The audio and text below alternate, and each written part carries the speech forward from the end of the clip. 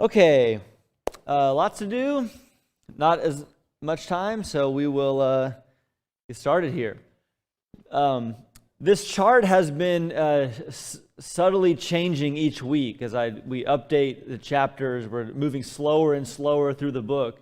So we are going to be starting in chapter 10. We had tried to get to chapter 10 on last Wednesday. It didn't make it, so we'll blitz through chapter 10 to begin tonight, and then hopefully do quite a bit of, if not all of chapter 11, and then finish up on 2 weeks from tonight.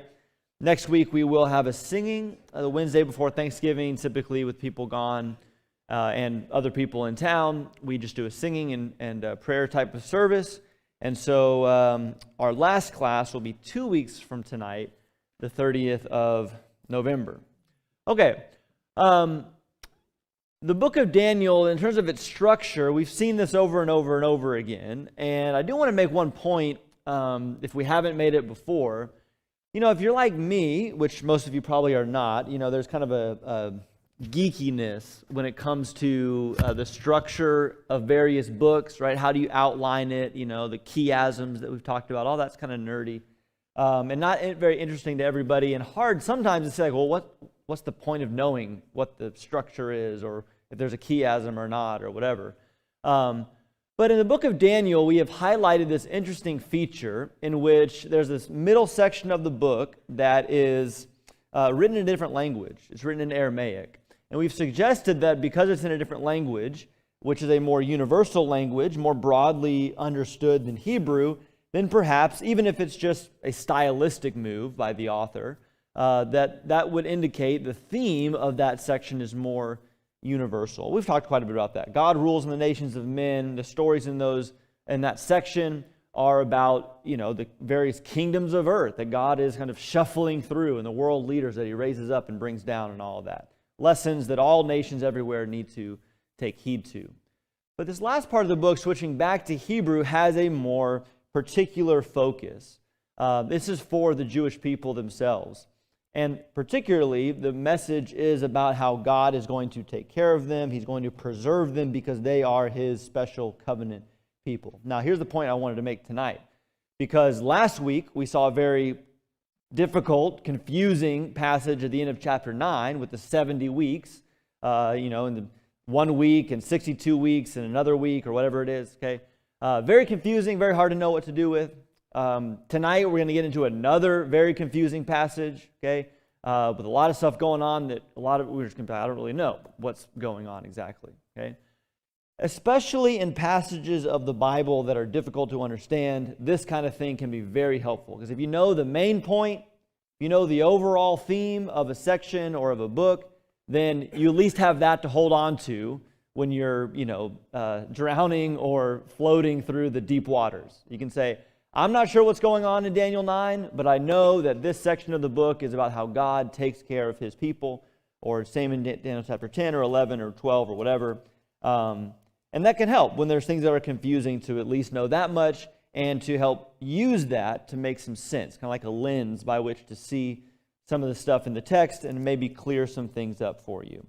So, whatever we're going to be talking about tonight, this is going to be the main point. God preserves his holy people and will continue to do that even in the centuries following the life and the writing of Daniel. Okay, when we come to Daniel chapter 10, this is really the final section of the book. It's the final vision of the book. You see in Daniel chapter 10, verse 1, that there's another date given. So at each of these visions, Daniel has told us when he is seeing this. And he says in Daniel chapter 10, verse 1, that this is the 3rd year of Cyrus, king of Persia. And so we are past the fall of Babylon and looking at the early days of the Persian Empire, particularly the days of Cyrus. So let's read through chapter 10. Daniel chapter 10 really is just the setup for what Daniel sees and hears talked about in chapters 11 and 12. So we're going to kind of read as we go and talk about what is happening as Daniel sees this vision and maybe some things to make from it. Stop me at any point if you have questions or comments. And then before we move on to 11, I'll give you the opportunity to comment as well. Let's read the first 3 verses with me. In the 3rd year of Cyrus, king of Persia, a word was revealed to Daniel, who was named Belteshazzar, and the word was true, and it was a great conflict. And he understood the word and had understanding of the vision. And in those days, I, Daniel, was mourning for 3 weeks. I ate no delicacies, no meat or wine entered my mouth, nor did I anoint myself at all for the full 3 weeks. This sets the stage of the kind of vision that Daniel is going to see. This is not happy stuff. This is not stuff that makes Daniel feel really good. In fact, it's quite the opposite. The language of conflict is here. The language of mourning is here in terms of how Daniel reacts to it. The fasting, right, for 3 weeks after not giving himself the pleasure of the delicacies of food and all that sets up the kind of the mood, we might say, of what it is that Daniel is seeing. Let's keep going to verse 4 of Daniel 10, what actually he sees. It says, on the 24th day of the first month, as I was standing on the bank of the great river, that is the Tigris, I lifted up my eyes and looked, and behold, a man clothed in linen, with a belt of fine gold from Uphaz around his waist. His body was like beryl, his face was like the appearance of lightning, his eyes like flaming torches, his arms and legs like the gleam of burnished bronze, and the sound of his words was like the sound of a multitude. And I, Daniel, alone saw the vision, for the men who were with me did not see the vision, but a great trembling fell upon them, and they fled to hide themselves. So I was left alone and saw this great vision, and no strength was left in me. My radiant appearance was fearfully changed, and I retained no strength. Then I heard the sound of his words, and as I heard the sound of his words, I fell on my face in deep sleep, with my face to the ground. What other passages does this remind you of? This description of what Daniel sees and the reaction to what he sees.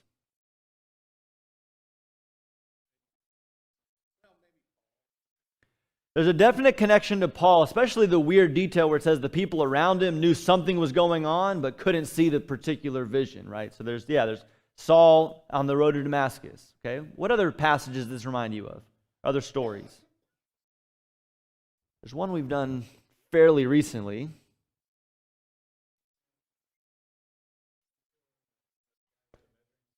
So I actually was thinking of the beginning of Ezekiel chapter 1, the great vision he sees, okay? But whenever angelic messengers showed up, now Ezekiel 1 and Acts 9, that's God showing up. So it's even more so that way.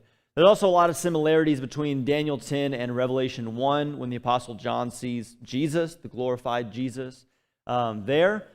Here, this seems to be just an angel. But yet still, the description is, honestly, it's terrifying.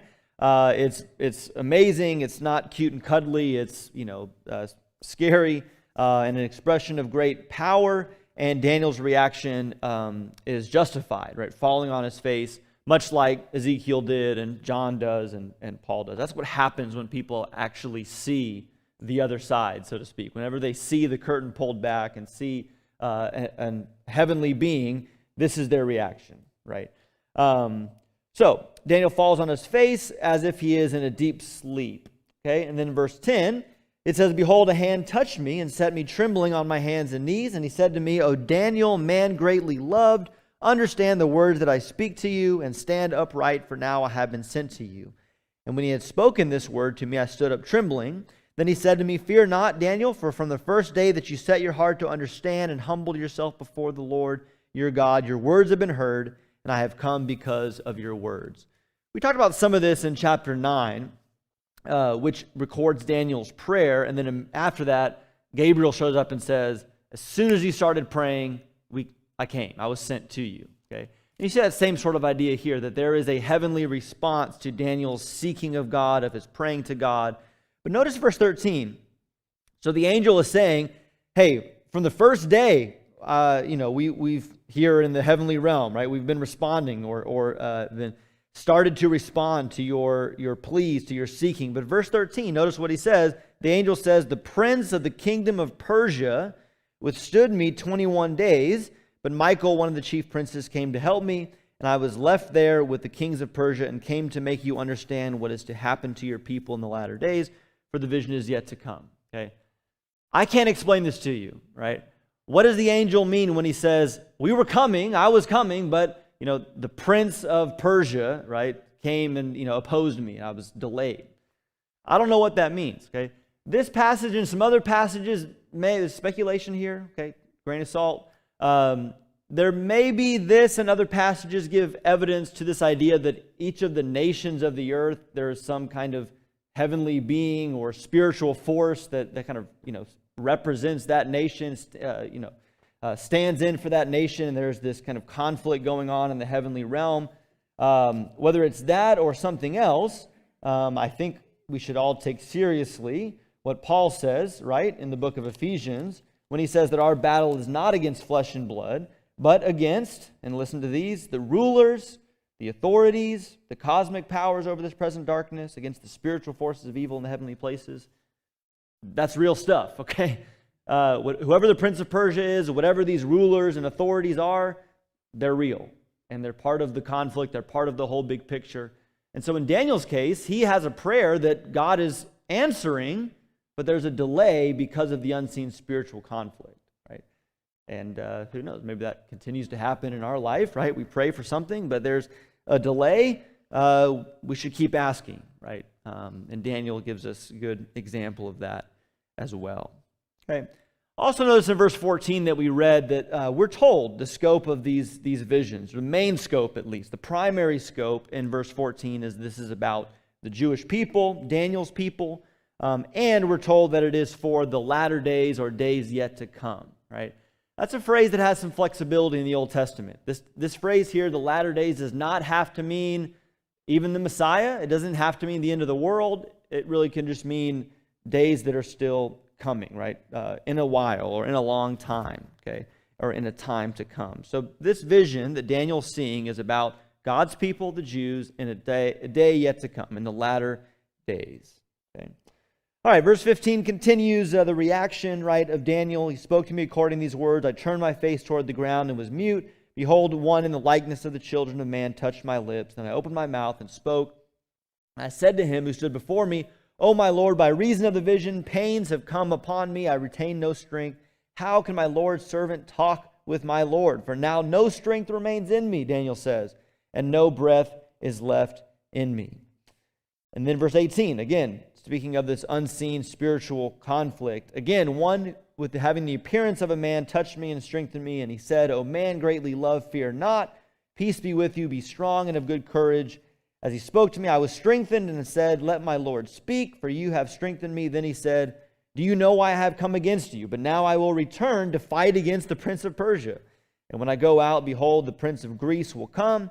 But I will tell you what is inscribed in the book of truth. There is none who contends by my side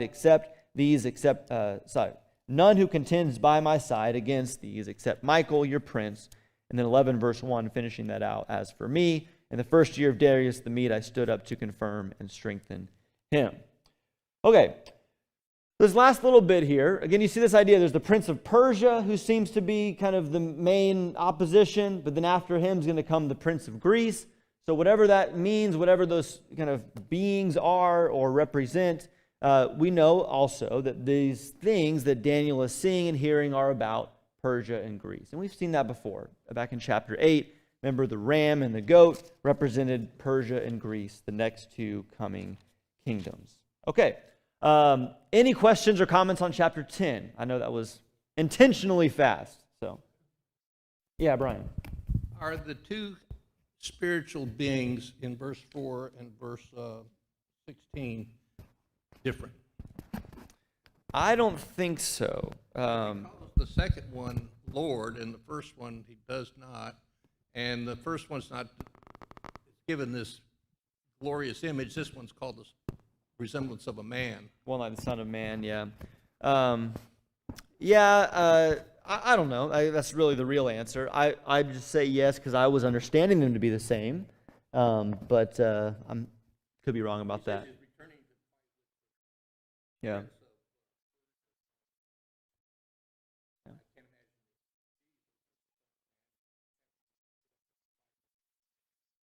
Right, and there are some who that's their theory, is that, you know, the being that appears to Daniel here in this chapter is Jesus. Have you heard some of that before? There's some times in the Old Testament where an odd figure will appear, not unlike the fourth person in the fiery furnace, and people want to say, oh, that's Jesus showing up in the Old Testament.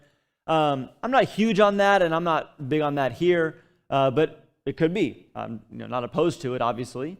and there's maybe evidence for it. But as we've seen before, when it says one like the Son of Man, that just means the person looked like a human. That's really all that phrase means. Now, obviously, that phrase does get applied to Jesus, but on the kind of basic level, it means this angelic being looked like a man, looked like one of the children of men. That's, I think, all that it means. But again, I could be wrong. Anything else on chapter 10? The setup. Daniel sees the vision. He's terrified. He's, conflict yet to come. He's going to be told all these horrible things. Yeah, Steve. This is battle. The war's already won. The battle's won, but the sides are still being drawn up. When you stop and think about it, from our perspective, who in their right mind would want to get on the other side? Be strong and courageous. The battle belongs to the Lord. But in this case, it's already won. Oh, thank you, Steve. And I think that's one of the things, again, as confusing as much of chapter 11 and 12 of Daniel will be, one of the clear things is what Steve says, that this has been determined ahead of time, right?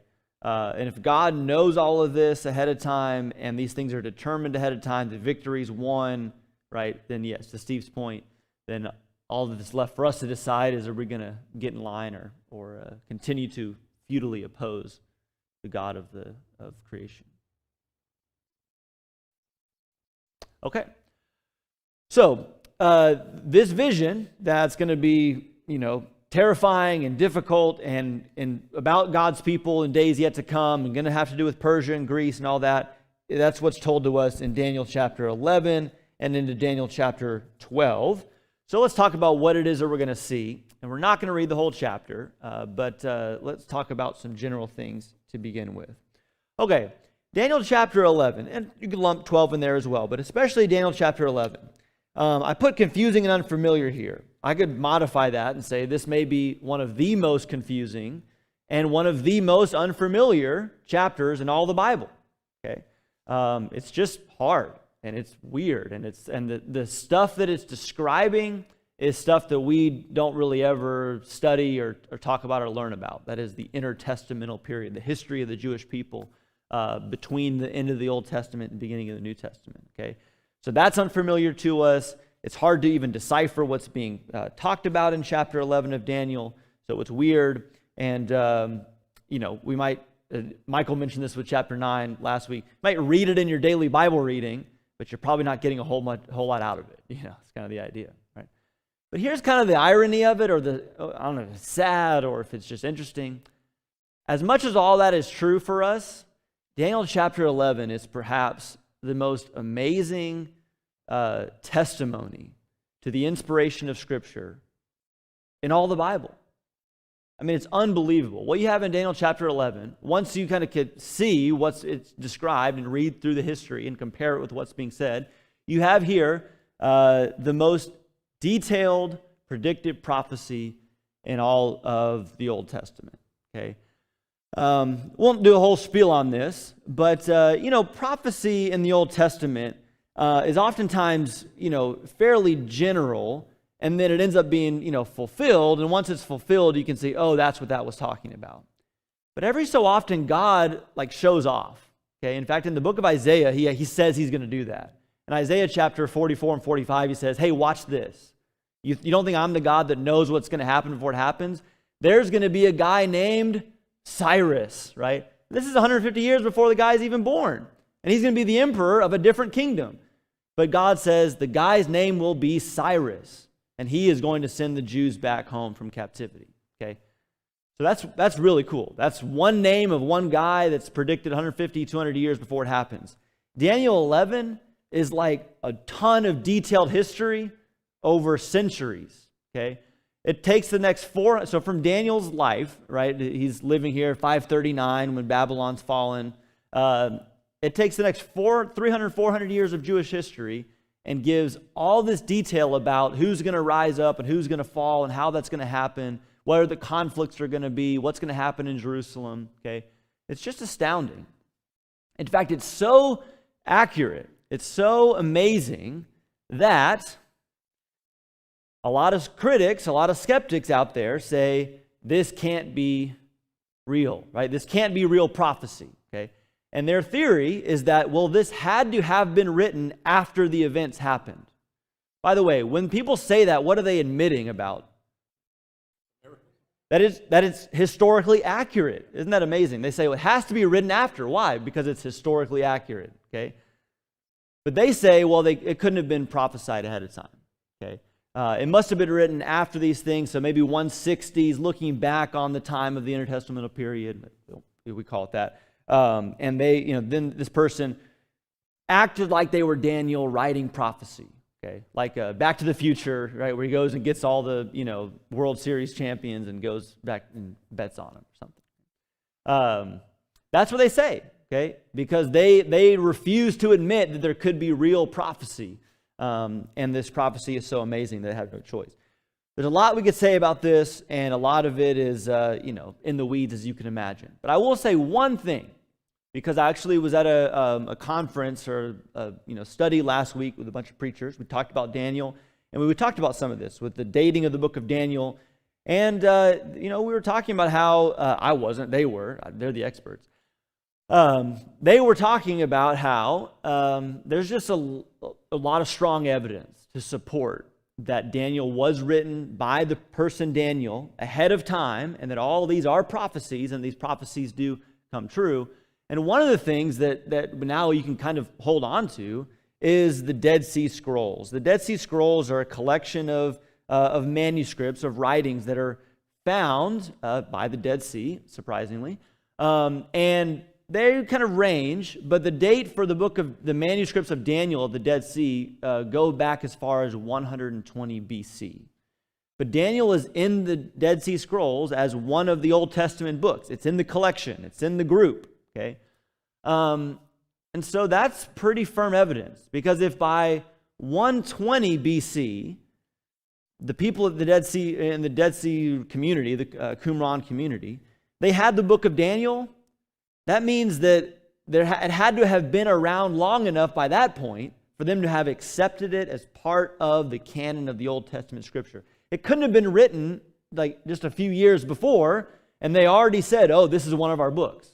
No, you need time for that. Not to mention that these are manuscripts, and manuscripts are copies of the original, right? And so if there's manuscripts as early as 120 BC, then you would assume that the original was written well before that. And again, some of these things are happening that are in the text in 167. So you really only need 50 years before this to have it be some prophecy at least. But we can be, I think, confident that these things were written down in the lifetime of Daniel, 539, right, or so BC. Okay? So, let's overview what Daniel 11 is saying and test out some of the waters here. Okay? All right. Chapter 11, verse 2 to 4, really is a review of some things we've already seen in the book of Daniel, especially in chapter 8. Okay, so Daniel is told in 11:2, I will show you the truth. Behold, 3 more kings will arise in Persia, and a 4th shall be far richer than all of them. And when he has become strong through his riches, he shall stir up all against the kingdom of Greece. Then a mighty king shall arise, who shall rule with great dominion and do as he wills. And as soon as he has arisen, his kingdom shall be broken and divided into the 4 winds of heaven, but not to his posterity, nor according to his authority with which he ruled, for his kingdom shall be plucked up to go to others besides these.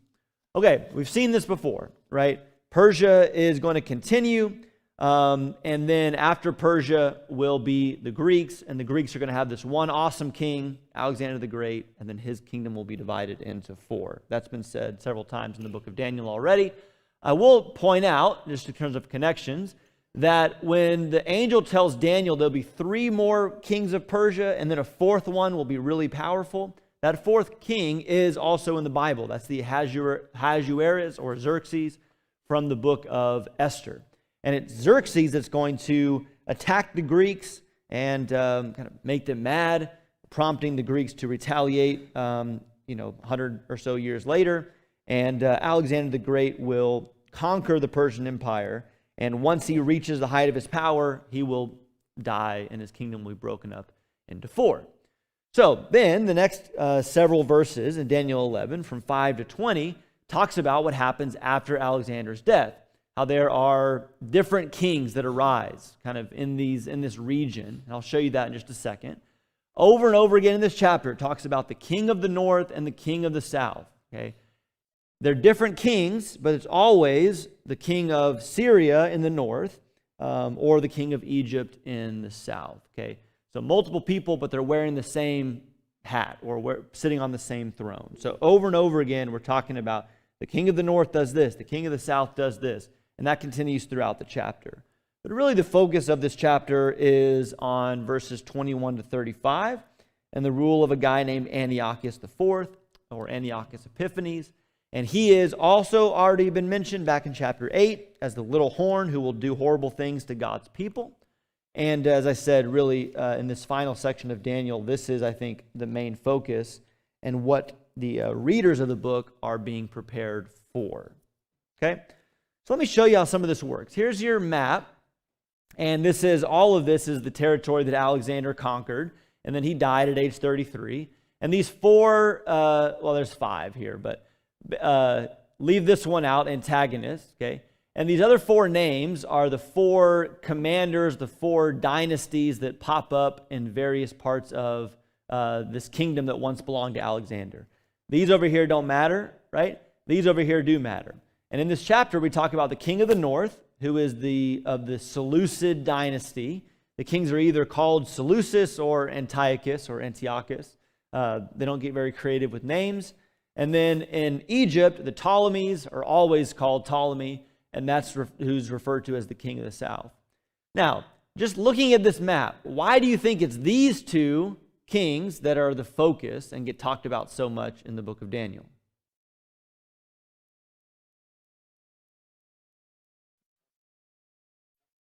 Sorry, what did you say, Michelle? Yeah, they're right on either side of what's been referred to as the glorious land, the beautiful land, Jerusalem. And not just in this time period of history, but especially in this time of history, they're kind of like that football that gets kicked back and forth between the 2 powerhouses. Brian, sorry, I interrupted. Plus we know from Empire fought with the Empire, and Antiochus Epiphanes is the one who slaughtered pigs on the altar and so forth. Right. And so that's exactly what's going on. When these 2 kings, when these 2, nations or kingdoms do battle with one another, they run right through Jerusalem, and that sets up, as what Brian is saying, the atrocities that some of the kings one in particular will perform, Antiochus. Okay? So, we're not going to do this, but I want to show you one example, right? And then we'll leave it alone. Okay, but notice the first couple verses of this description of what's going to happen down the road. Okay, and now you know generally who the king of the south is, who the king of the north is. Verse 5 says, "The king of the south shall be strong, but one of his princes shall be stronger than he and shall rule. His authority shall be a great authority. After some years they shall make an alliance, and the daughter of the king of the south shall come to the king of the north to make an agreement. But she shall not retain the strength of her arm, and he and his arm shall not endure. But she shall be given up, and her attendants, he who fathered her, and he who supported her in those times." You see, even you don't know any of who those people are, but you see there's detail there. There's detail about, 2 kings that rise to power. One, gives their daughter, right? There's a marriage that takes place. There's people that die, okay, all that stuff. Well, as it turns out, okay, this is what happened, right? And you're looking at the third year, about 300 years later from the writing of Daniel. The guy in the south is named Ptolemy II. He gives his daughter Bernice to the king of the north, Antiochus II, right? They're married in 252 BC. The problem was Antiochus II was already married, or at least had been married before, to a woman named Laodice. So she doesn't like the fact that her ex-husband now has taken on a new wife, and so she plots to have Bernice killed, and she kills Antiochus. And it just so happens that same year, Bernice's father, Ptolemy, in the south, also dies. Okay, so all that stuff there in Daniel 11, 5 and 6 about the marriage, about how it doesn't work out, right? Because she dies and the one who brought her in, the one who sired her dies. That's what happens, okay, in 252 to 246 BC. And we could go through and I could show you. We're not going to do it, okay? That would make for some, a good sleeping probably for y'all and maybe for me at some point. But we could go through every verse and say, this is what was predicted. Here's the dates. Here's the BCs. Here's the Ptolemies and the Seleucids and all that kind of stuff. And maybe you want to do that at some point. In fact, I would encourage you to do that. Get a good commentary. Get Steve's boy, McGuigan, on the book of Daniel. Get Homer Haley's commentary. You could use the Tyndale commentary series. Is pretty simple. On these verses here, I'll go back to our little outline here. These verses here, chapter 11, verse 5 down to verse 35 or so, okay? It's clear as day. And any commentary you read is going to be able to tell you all the history that matches up. After verse 35, there's disagreement and there's differences in interpretation. But all this stuff here that's describing the history of the Seleucids and the Ptolemies, okay, it's all there. It's in the history books. And any commentary is going to tell you, kind of walk you through and say, this is how these verses are fulfilled. And it's pretty fascinating stuff. And again, just amazingly specific prophecies made centuries before they happen. All right? But we do want to focus on the character of Antiochus IV. And his part in the story begins in verse 21. So let's go through some of this and see how far we get. So there's been several kings throughout this chapter, and we'll just kind of pick up here in verse 21 with a common phrase, in his place shall arise, right? So we're kind of moving through one king to the next. And we come in verse 21, it says, in his place shall arise a contemptible person, to whom royal majesty has not been given. He shall come in without warning and obtain the kingdom by flatteries. Armies shall be utterly swept away before him and broken, even the prince of the covenant. And from that time that an alliance is made with him, he shall act deceitfully. He shall become strong with a small people. Without warning, he shall come into the richest parts of the province. He shall do what neither his fathers nor his fathers' fathers have done, scattering among them plunder, spoil, and goods. He shall devise plans against strongholds, but only for a time. Okay, Antiochus here, Antiochus IV, he's referred to as a contemptible person. He is not a good guy. He's referred to, I guess this was his self-proclaimed or at least accepted nickname, Antiochus Epiphanes. Like an epiphany, you ever have an epiphany? Okay, this word refers to the fact that he's like God manifested. Okay, God is being revealed. Okay, that's who he saw himself as, Antiochus Epiphanes.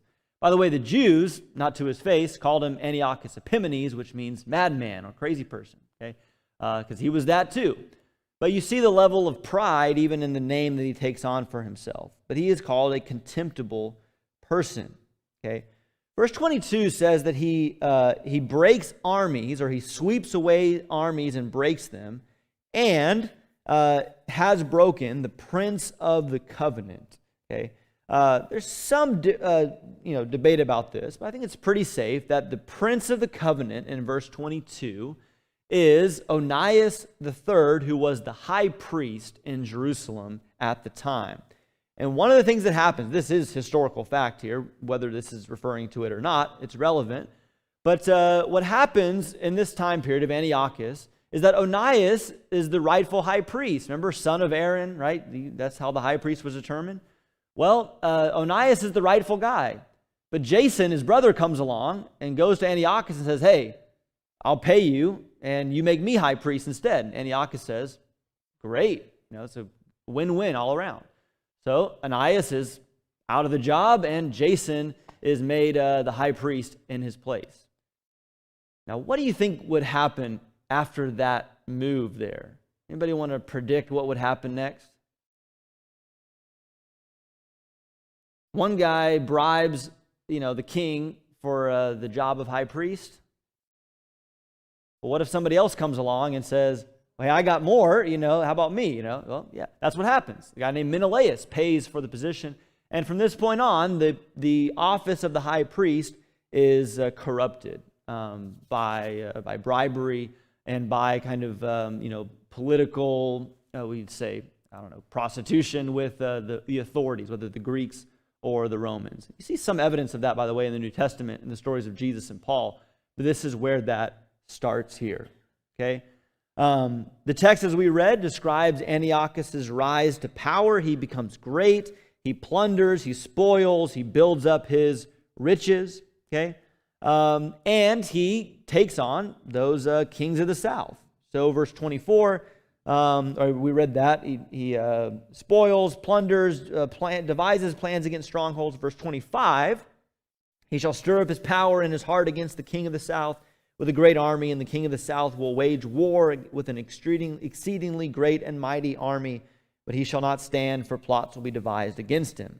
Even those who eat his food shall break him.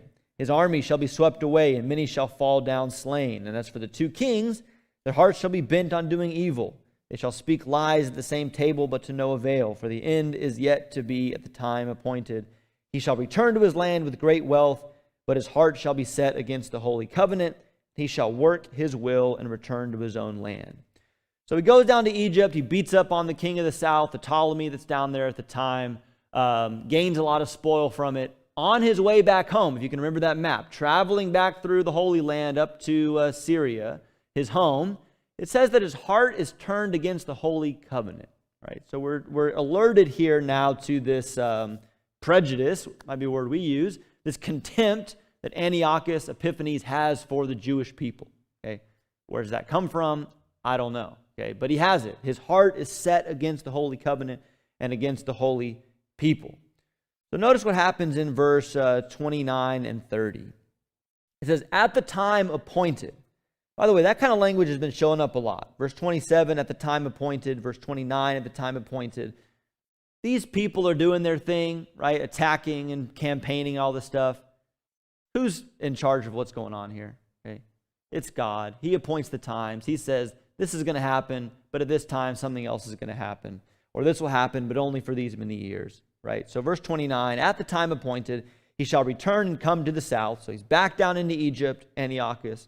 But it shall not be this time as it was before, right? So he's going to go back to Egypt, but not successfully. For verse 30, the ships of Kittim shall come against him. He shall be afraid and withdraw, and shall turn back and be enraged and take action against the holy covenant. He shall turn back and pay attention to those who forsake the holy covenant. Okay, so we'll pick up there in just a second. The ships of Kittim refer to the Romans, and there's this great story in history about the Romans have landed there near Egypt, and they meet Antiochus, and they say, by the power of Rome, you cannot come any further. Right? You stop here, or we'll fight you. That's what people say. And Antiochus says, well, I need to go home and think about it. So the Roman commander takes his sword and draws the proverbial line in the sand, actually draws a circle around Antiochus and says, okay, you can think about it, but you have to make your mind up before you leave that circle. So Antiochus has been humbled. He puts his tail between his legs and he goes back home. But the text says that as he's on his way home, okay, like the kind of weak person, and maybe sometimes us, that we're embarrassed and humiliated by one person, and so we take it out on somebody else. That's what Antiochus does. It says that he takes action against the holy covenant in verse 30 as he turns back to pay attention to those who forsake.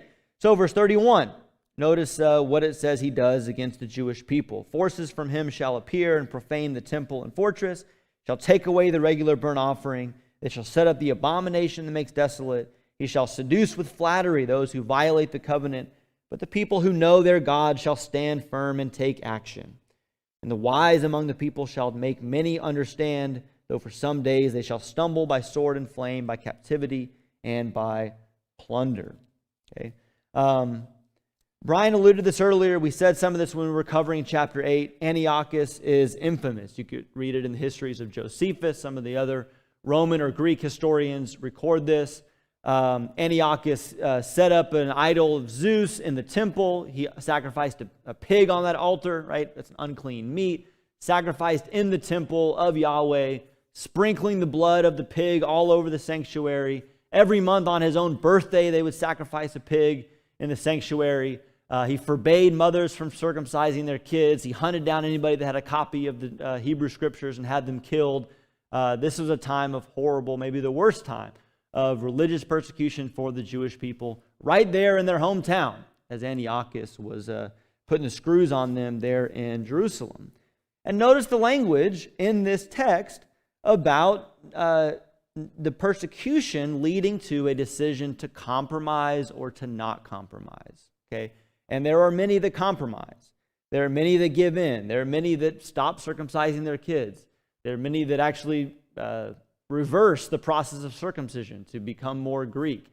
There are many that offer the sacrifices to the Greek gods as they are being told to, forsaking their commitment to Yahweh. But the text says, I turned a page away from it. The text says that in verse 32, the people who know their God shall stand firm and take action. Right? We've seen that before in the book of Daniel. Daniel chapter 1. Daniel chapter, 3 and 5, or 3 and 6, right? Standing firm, okay? But notice something in this text here in verse 33. The wise among the people shall make many understand, though for some days, verse 33, in the midst of this horrible persecution, though for some days they shall stumble. I think by stumble it means fall, like die, okay? Though for some days they shall stumble by sword and flame, by captivity and plunder. Right? I have this point on a later slide, probably not going to get there. Right? Remember what Shadrach, Meshach, and Abednego said when Nebuchadnezzar said, I'm going to throw you into the fiery furnace? Right? What did they say? They say, our God can deliver us, but if not. Even Shadrach and Meshach, the three guys, even they recognize that they didn't know they would be delivered. But God does deliver them. So we look back and say, oh, see, God rescued them from the fiery furnace. Right here in Daniel 11, the time that's coming for God's people, they're not going to be pulled out of the furnace the way that Shadrach, Meshach, and Abednego were. They're going to be handed over to the flame, to the sword, to prison, to captivity, to plunder. God's going to let them go through it. And that makes it a little bit, harder to swallow, right? We like to think we're always going to be Shadrach, Meshach, and Abednego, and God's always going to, not let the fire burn us. But the time of the intertestamental period and what happens in the days of Antiochus shows us that sometimes God does allow his people to go through horrible persecution and not rescue them from it. Why? Well, for lots of reasons, I'm sure. But notice verse 34 and 35. When they stumble, they will receive a little help, and many shall join themselves to them with flattery. Some of the wise will stumble, so that they may be refined, purified, and made white until the time of the end, for it still awaits the appointed time. When things get hard, it reveals who's really committed. Okay, things are probably incrementally harder now than they were maybe 50 years ago and right now in our country. But we haven't seen anything yet, okay, compared to other historical persecution of Christians. But what if? What if it was a jailable offense to show up at the assembly for worship? What if there was a threat of property or life for anyone that professed to follow Jesus or to meet with God's people, okay? Think our numbers would go down at all? Think some people will stop showing up, okay? Find reasons to stay home? And all of us have to look in the mirror and answer that question. But when the God's people go through a time of intense persecution like what the Jews went through in this time period, it separates the wheat from the chaff. And there's this purifying, this refining that takes place. Many people give in, but those, what does it say in verse 32? The people who know their God shall stand firm and take action. Okay, so I think we're done, but we'll pick up there, and the rest of this chapter is harder to know what to do with, but everything up to verse 35 is pretty safe in terms of the historical interpretation, and we'll finish it up in 2 weeks singing and prayer next week on Thanksgiving week. Thank you, guys.